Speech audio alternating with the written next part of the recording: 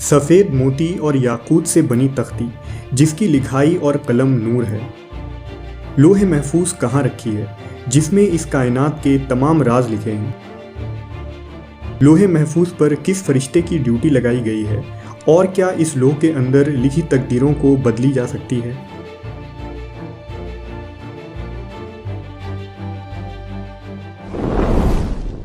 लोहे महफूज एक ऐसी किताब या तख्ती है जिसमें इस कायनात की इब्तदा से लेकर इंतहा तक की सभी छुपी और ज़ाहरी बातें लिखी हुई हैं। यहाँ तक कि हर इंसान और जानवर की तकदीरें भी, कि वो कब पैदा होगा, कैसे ज़िंदगी गुजारेगा, उसे कितना रिस्क दिया जाएगा, उसकी ज़िंदगी में कौन कौन से हादसात होंगे और उसकी मौत कब और कैसे होगी, वो जन्नती होगा या जहन्नमी होगा। मुख्तसर ये कि कायनात की हर छोटी बड़ी राज इस तख्ती में तहरीर है। मुफस्सरीन ने लिखा है कि तमाम रसूलों पर नाजिल होने वाली आसमानी किताबें भी लोहे महफूज से नकल की गई हैं। इसी बिना पर कुरान में लोहे महफूज को उम्मुल किताब कहा गया है।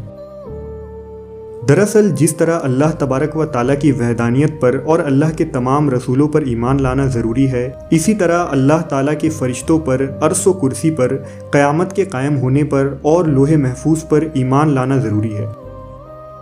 दरअसल लोह अरबी ज़बान में तख्ती को कहते हैं और महफूज के माने वो चीज़ जिसकी हिफाजत की जाए, यानी ये एक महफूज तख्ती है क्योंकि ये शयातीन की पहुंच से बाहर है और हर तरह की कमी बेशी से पाक है। रिवायत में आता है कि अल्लाह ताला ने ज़मीन व आसमान को तख्लीक करने से 50,000 साल पहले लोहे महफूज को तख्लीक फरमाया। अल्लाह ने जब कलम और लोहे महफूज को पैदा फरमाया तो अल्लाह ने कलम को ये हुक्म दिया कि लिख, तो कलम ने अल्लाह की बारगाह में अर्ज़ किया, या रब्बुल आलमीन क्या लिखूं? तो अल्लाह ने इरशाद फरमाया कि इस कायनात की इब्तदा से लेकर इंतहा तक, यानी शुरुआत से लेकर आखिर तक तमाम तर मामलात को लिख दे। तो कलम ने अल्लाह के हुक्म के मुताबिक लोहे महफूज में तमाम तर मामलात, जो कुछ होने वाला है, सब कुछ लिख दिया। लिहाजा आज तक जो कुछ भी इस कायनात में हुआ है और क़यामत तक जो कुछ भी होगा, वो तमाम के तमाम बात इस लोहे महफूज में लिखा है। हज़रत इब्ने अब्बास लोहे महफूज की बनावट और इश्काल के मुतालिक फरमाते हैं कि अल्लाह ताला ने लोहे महफूज को पैदा फरमाया। उसकी लंबाई 100 साल की मुसाफत यानी दूरी है। उसकी चौड़ाई मशरिक़ व मगरिब के फासले के बराबर है और मोटाई आसमान व ज़मीन के बराबर है। लोहे महफूज सफ़ेद मोती से बनी है। उसके सफ़हात सुर्ख याकूत के हैं। उसका कलम नूर और लिखाई भी नूर है। लोहे महफूज के मुतालिक अल्लाह तबारक व ताला कुरान मजीद में सूरह अल बुरूज में फरमाता है, बल्कि वो एक बड़ी शान वाला कुरान है जो तख्ती यानी लोहे महफूज में लिखा हुआ है, जिसकी हिफाजत की गई है। यानी कुरान पाक भी लोहे महफूज की तख्ती पर लिखा हुआ है।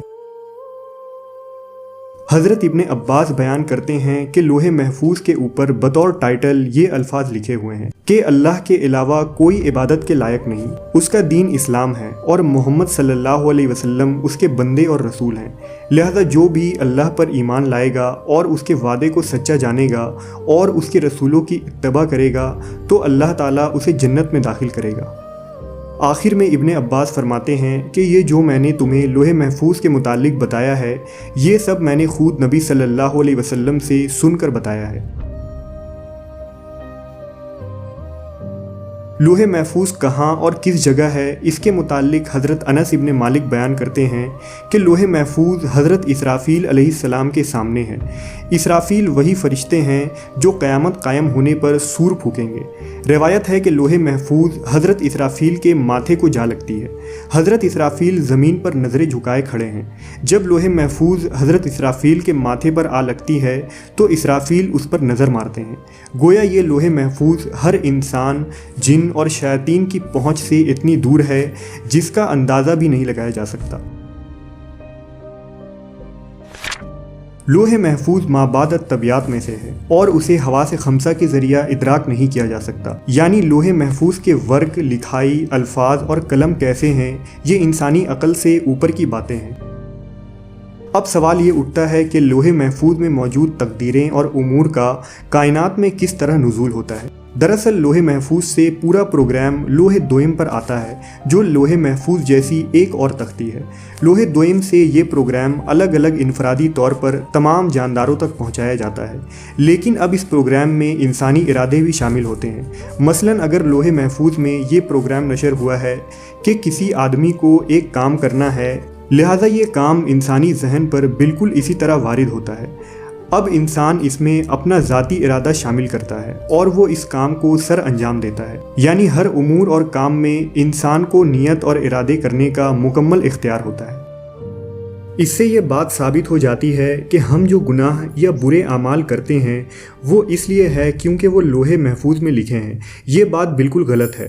اس کے برعکس نیکی اور برائی کرنا ہمارا اپنا فیصلہ ہوتا ہے، جس پر اللہ تبارک و تعالی ہمیں سزا یا جزا دیں گے۔ مختصر یہ کہ ہمارا فیصلہ لوح محفوظ میں نہیں لکھا، بلکہ اللہ کے علم میں تھا کہ فلاں بندہ فلاں نیکی یا گناہ کرے گا، اس لیے اسے لوح محفوظ میں لکھ دیا گیا ہے۔